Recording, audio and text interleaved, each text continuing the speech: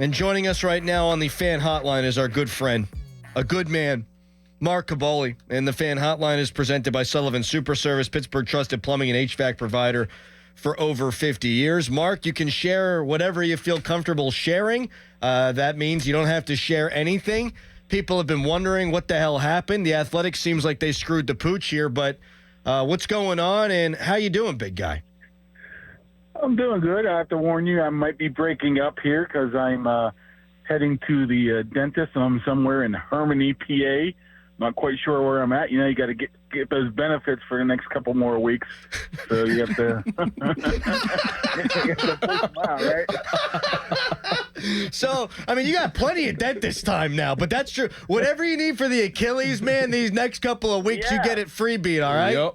Yeah, I got plenty of time, but not plenty of insurance, so it's a catch-22. Oh, man. Did he say Harmony? I think he meant. I think he's confusing Hermitage and Harmony. No, it's like York School District area. I don't know. I followed the MapQuest, and they take you through. I think I'm in Smithton. I don't know where. I'm wait, Sutersville. I'm going through Sutersville. So there you go. You're also kind of in purgatory, not to make light of this situation or anything, but I don't know if the Athletic knows this, but the football season's right around the corner. Do you have irons in the fire, so to speak, Mark? A lot of people reached out yesterday, and some legit, some interesting. So there's no really hurry. We'll see how things play out a little bit, playing the game a little bit here.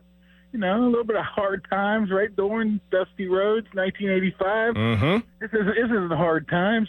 No, hard times is when, 30 years in the business and they give you a Rolex watch and tell you you're replaced by a computer. I'm doing my Dusty Rhodes there, but we'll get through it. I don't know about broadcasting my entire life of my firing on the airwaves. No, that's fine. Hey, that's fine. It is what it is. Well, Mark, you may have lost your job, but you didn't lose your knowledge. Broderick Jones at right tackle, but it was reported yesterday that by Jerry Dulac that Troy Fautanu will be the starting right tackle whenever he comes back from his injury. Why not just put Broderick at left to start right now and put Dan Moore Jr. at right? I feel like that's the biggest story right now is Fautanu will be the starter once he's back from being healthy, and Broderick possibly will be the left. Yeah, I think it's all just they're not very comfortable with Dan Moore right tackle. I mean, it's going to really hinder Broderick Jones' development. You see how many snaps he played on, what was that, Friday night? He played a little bit too much for my liking, if you ask me. But, I mean, Mike Tomlin's on record of saying that he stinks at right tackle. He's on record of saying I'd rather play left tackle. At this point, you might just have to bite the bullet for a couple of weeks until Fautanu comes back. Then you can make that switch. Some people can make that switch relatively easy, and I think Broderick Jones is one of those. And other people are very difficult to make that switch just from the left to the right side with the footwork. And I think Dan Moore is that guy. I don't honestly know if Fautanu will be back in time. To be honest with you, I mean, he's not going to play against the Lions. He's not going to play against the Bills. Then you got 2 weeks, and you're going to throw him right in there. That's a little iffy now. I'm sure they'd like him to be in there, but I'm not 100% sure. Let's see how he recovers from this knee sprain. But make a short story long, it's because Dan Moore can't play right tackle. Do you think that they have this wonky setup now where Broderick is the right and Dan is the left because they just assume he's not going to be healthy, Fautanu, to play in game one against Atlanta, and they won enough games last year with that combination? It's not like Dan Moore's a total bum.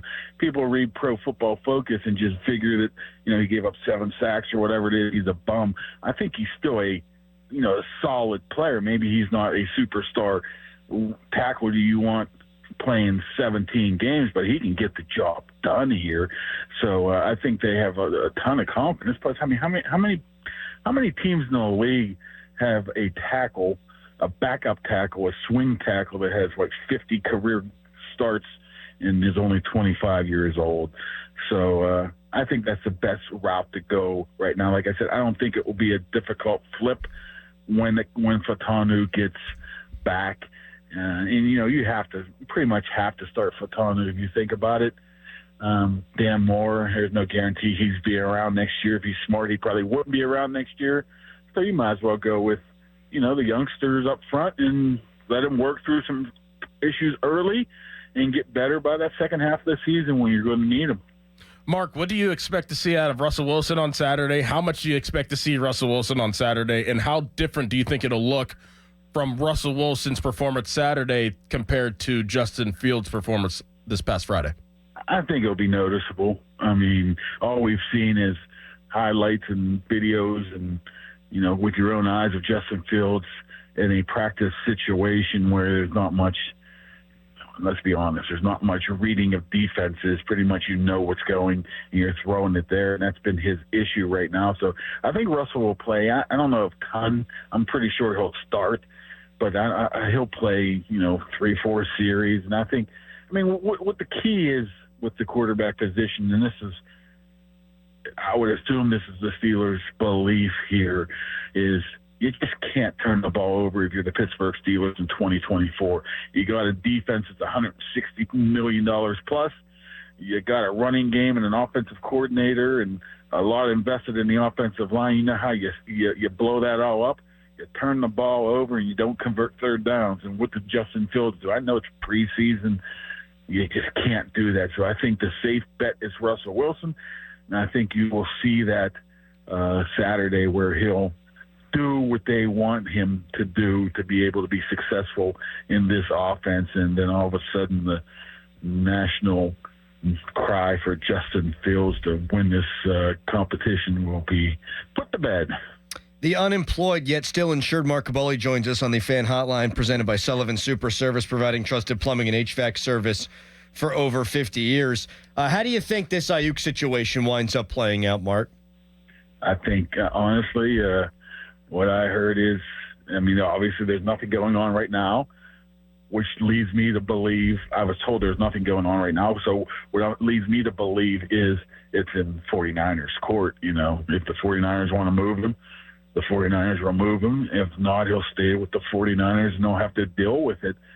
How much patience do they have with the situation is probably going to be the determining factor. But Omar's playing the long game here. He's been playing the long game probably since April, saying this is our offer. He doesn't. He honestly, most of the leverage is on the Steelers side right now. It's either get something for Ayuk, or he could become an issue, or you at least get something for him in return, whatever it is, if it's draft picks or whatever.